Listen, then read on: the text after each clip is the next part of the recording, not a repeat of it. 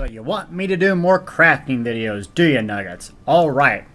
Well, this one's going to be on researching and traits, so that way you can unlock better and better gear. Now, let's talk about that. So the purpose of doing researching is basically to unlock the traits that you can craft. Traits are just individual enhancements on your armor. We're going to cover all that today. But the really major part of traits that you want is set pieces. So I have this handy dandy add-on I'm going to show you a little bit later in detail. It keeps track of all the traits that you learn, what you're learning, and how long it's going to take to unlock them. And then also keeps track of your styles of gear if you want to do that. We're going to cover that. But what I mean by set pieces is, if I go craft here, let's say a normal chest piece, I have a series of traits that do specific things, right? But there's no bonus right here in the middle. Only when you get and unlock traits do you get the opportunity to craft these set bonuses that give you increased bonuses, I guess, based on how many pieces of the set you're wearing. These are all over the world, so they're basically crafted places out in the world that you can have unique bonuses. My website has a list of them. There's a bunch of other websites that have a list of them, but this icon on your map is what you're looking for. This is a special crafting area. So each zone has the exact same ones. So there's, DC areas have the same Torx Pack 1. AD has them. They're just different locations. There's a couple special ones here in Craglorn, and then even a couple special ones in Court Harbor. So if it's black, it means you haven't discovered it yet, and if it's white, it means you discovered it yet. So more on set pieces later, but just a real quick summary. The reason you do traits is, one, to get and unlock those things on your armor that you want to pump up. The second reason is to craft sets. Alright, so let's talk about traits and exactly what I do on them so you can start being a master crafter. Well, it didn't move anywhere, but we had a really cool little cutscene, right? So, what I want to talk about is a couple helpful add-ons you gotta have before you start doing this. Now, if you're on consoles, I get it. You're gonna have to write stuff down or whatever. But if you're on PC, I highly recommend a couple of these add-ons. They don't give me any more glitches than anything else, and they're lifesavers for crafting research. So if I go to my add-on settings, the ones I like is Research Assistant and Research Grid. These two are amazing. After you download them, go to Controls, scroll down in your settings, and then there's going to be something for, where is it at? AUI, no, where is it at? Okay, AI Research Grid. Now what this does here is allows you to keybind and pop this awesome thing up. Not only does AI Research Grid tell you what your character has, it tells you what every character has. So if I go to Big Jake, if I go to Deltia, my main, if I go to Inferno Nugget, he doesn't have any traits, and then my other crafter is King Full Test. So it does blacksmithing up here, clothing here, woodworking here. How awesome is that? Look at that. All the styles, baby.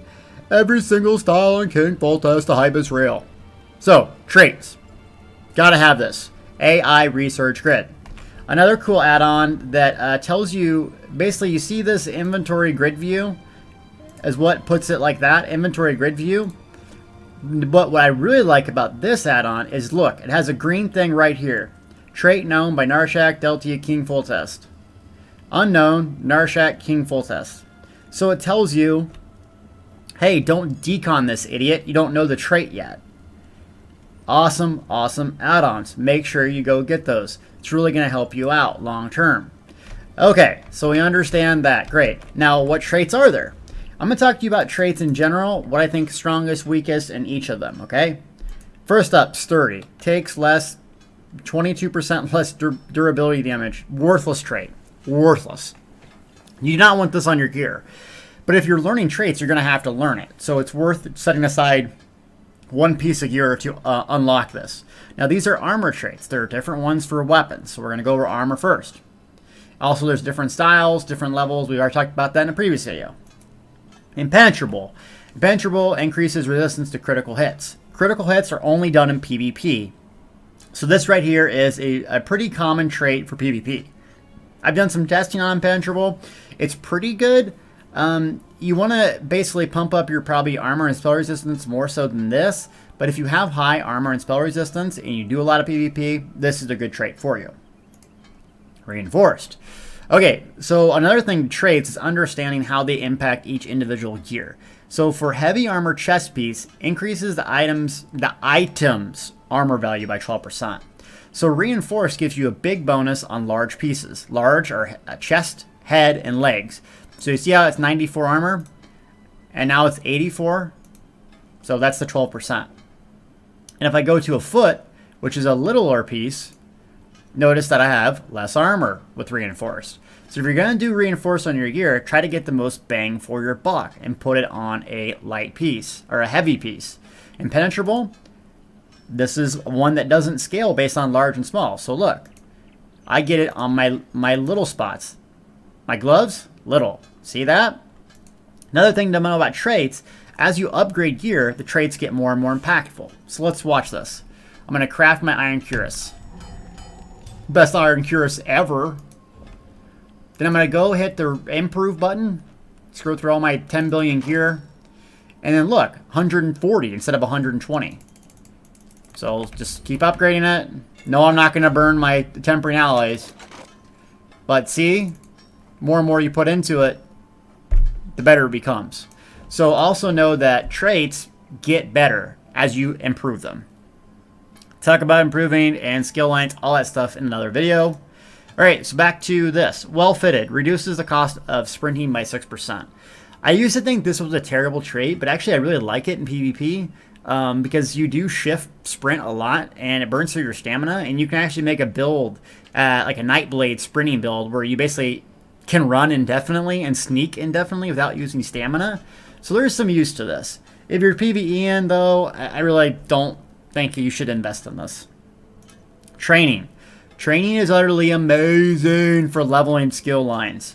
Training is amazing. So if you're starting out, usually until the VR levels, I have all my gear training because I know all the traits. Highly recommend training for those trying to level up something fast. So on Deltia here, I have basically all my skill lines maxed, but if I wanted to like learn light armor real quick, I just equip a bunch of pieces of light armor with training, and boom, you level that skill line super fast. Highly recommend getting this right away. So if you're a console player, dude or dudette, get the training right away. Infused. Infused is one of the best things you can get for armor, especially large slots. Large, what are they again? Deltia, their chest, head, and legs. Good job, Tommy. Okay, the reason why is it increases the armor enchantment effect by 8%. So, the armor enchantment is going to apply at a large rate versus a small rate. So to illustrate this point, basically, my chest here is infused 840 max health. That's that legendary status. See how it's 20% there? This right here is legendary large piece. This right here is a small piece with legendary, and it's only 262. This right here is non-legendary. It is a nice divines, but look at the added health. See, I don't have an infused, and it's not legendary, so it's only 649, and it's in a large slot. See? So you're starting to catch on. So you really, really want an infused in large slots. Tommy, what are they? Head, chest, legs. Exploration increases exploration experience gain by 6%. This I considered weaker than training for those leveling, but it can add up. So if you are starting out and just like go around tooling the zones, these aren't bad. And exploration's a really hard trait to get a hold of for some reason. It's one of the rarer ones. And then last but certainly not least is divines. Divines. Oh yeah. This is awesome. It increases your Mundus Stone effectiveness. And it has a pretty awesome power to it. So if you're using the Atronach, it'll increase your magic regeneration. More on Mundus Stones later, but I really like this. So generally my PvE setup is a combination of infused on my chest, helm, legs, so I get the most benefit. And then I go divines on my boots, belt, gloves, and shoulders, because they're small pieces. That's usually what I do. PvP, I do a combination of reinforced Nirnhoned, which we haven't talked about, and good old impenetrable. So that's kind of the rundown of this. You notice, Deltia, why isn't there the other trait that you haven't learned yet? I haven't learned Nirn yet, you little nuggets. Have I learned it yet on any of this stuff? Nirn. Oh, I haven't learned it yet. So let's open up our handy dandy AI research grid. I am researching Nirnhoned right now. 5 days to unlock it. Okay, so what Nirn does... Do I have a Nirn weapon on me? No, I don't. I'm a nubcake. Okay, so what Nirn does is it basically increases your spell resistance, but it's not on the individual item. What I mean by that is, if you look at reinforced again, when it says it increases the item's armor value by 12%, Nirn increases your spell resistance by 12%. Not the item, your entire spell resistance. So this is how people get soft capped or hard capped on spell resistance using Nirn. Also, Nirn works in small slots. So the amount of spell resistance you get is not determined by large or small pieces. So I highly recommend using Nirnhoned, especially for PvP on your small spots. So 33, I think 33,000 is the hard cap. And with Nirn, you can easily get there. I'm only 21,000 on my tank, so I definitely need some Nirn pieces. So those are the traits. Now, how do you find traits? So, you know, I've came to find them basically a bunch of different ways. You can find them by killing things, getting loot. You can also find them in your guild banks. A lot of people just dump crappy traits in guild banks because they don't need them. So you're starting out the game, you know, maybe you join a trader's guild or something. Look if they have in their guild bank traits that you don't know. Go to guild bank. And then I'm going to go to Nugget Nation, the best guild of all time. So remember, with that other add-on here, it looks red, so I don't know this trait. So if people aren't using this stuff, pull this stuff out and research the crap out of it. Ooh, Archer's Mine in here.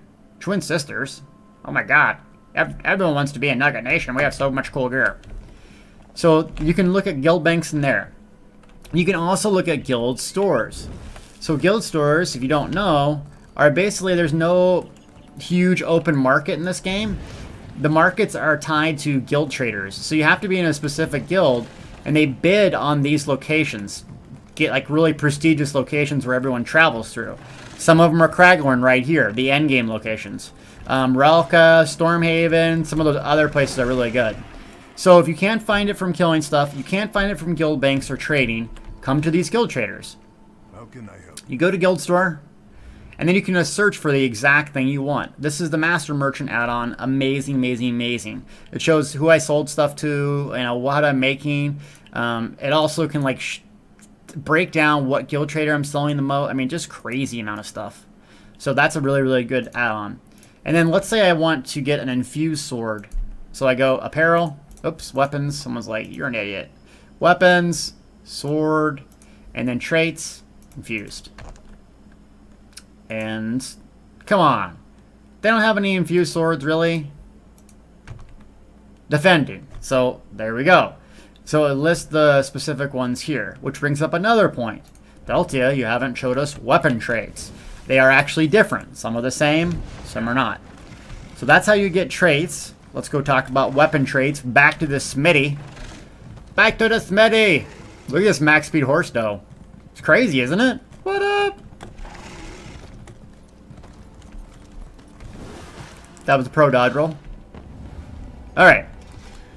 Back to the smithy. So armor is different than swords. You're going to need a whole different set of traits for that stuff. So let's go to our good old sword here. I know the most on that. Powered. Reduces the cooldown of weapon enchantment by 30%.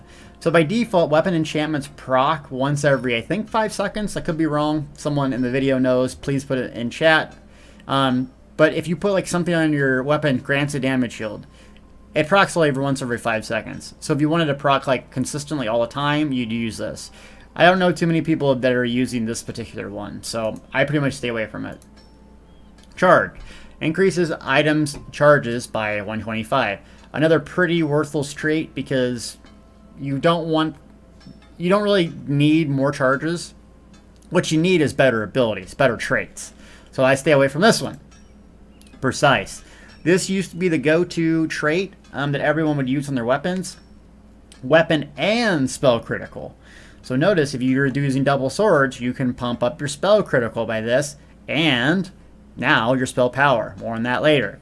So this is probably the second best offensive trait. Moving on, increases weapons enchantment effect by 8%. This is infuse. So infuse, remember we had it on our armor, and we can also have it on our weapons. You might want to use this like if you're doing PvP and you want a disease enchantment on your weapon to hit really, really hard, though I don't use this too much. Also, infuse is really nice on master weapons because it pumps up those enchantments. So that's where infuse would be good.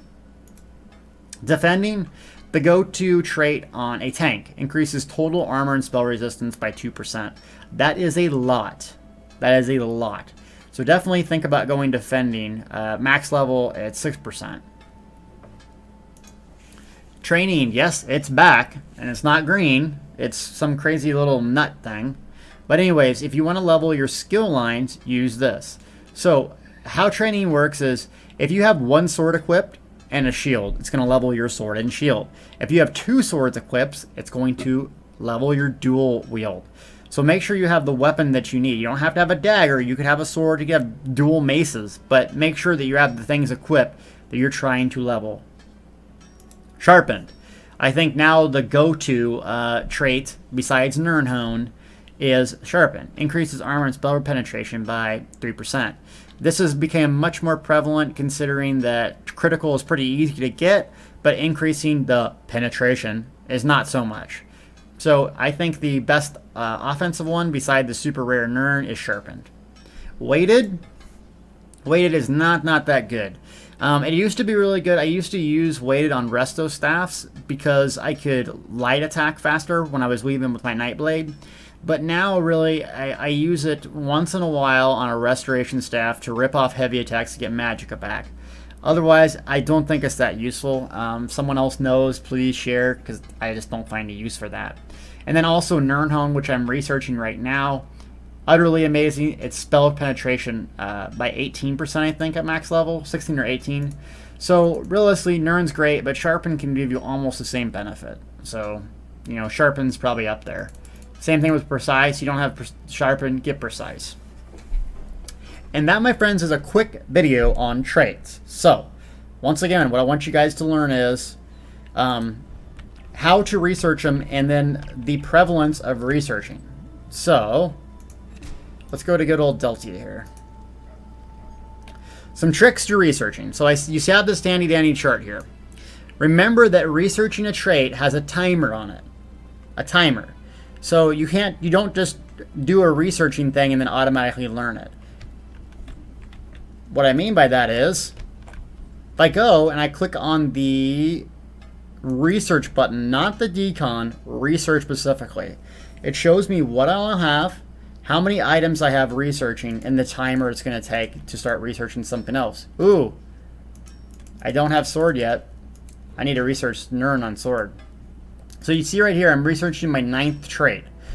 Each trait, as you learn it, the next one takes longer and longer and longer.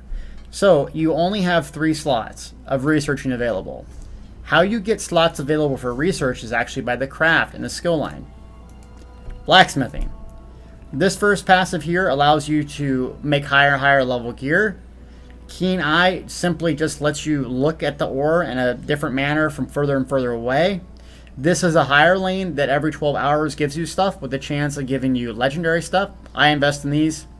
Metal extraction. This is if you break down and decon something, you have a higher chance to get powerful raw materials and alloys. Metallurgy, blah blah. This is all about researching, so it increases your researching time, allows for 3 items at once. So this is what you're going to want to invest in right away for crafting researches. Now you level it up and progress as you level the skill line. Tempering, so it improves the chance to improve items. So how do you level your skill line? Well, I could make another video about that, or I could just tell you real quick. The easiest way to do it is just decon the stuff that you get. So instead of selling everything, just decon it. I usually have 4 crafters. One that has at least 1 crafting trait and a couple that have 2. Remember, these are a lot of skill points. So if you're going to do all this stuff, don't have a main crafter. It's just my opinion. Don't do it. But If you do, fastest way is decon stuff. The ultra fast way is to basically get the end game void steel. So where is my little void steel? Void steel, where you at? Oh, this is advanced filters, by the way, the add-on that shows these little things.